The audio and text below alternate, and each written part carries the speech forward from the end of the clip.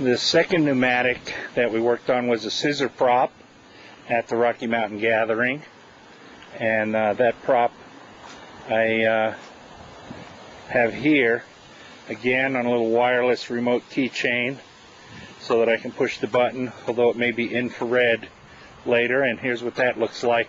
I haven't added the voice yet. I have the chip programmed but not the speakers.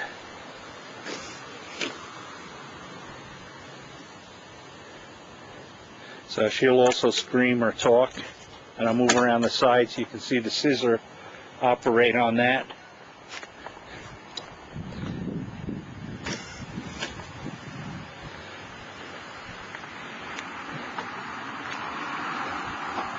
And again, if we look at the mechanics of it, you can see the sprinkler valve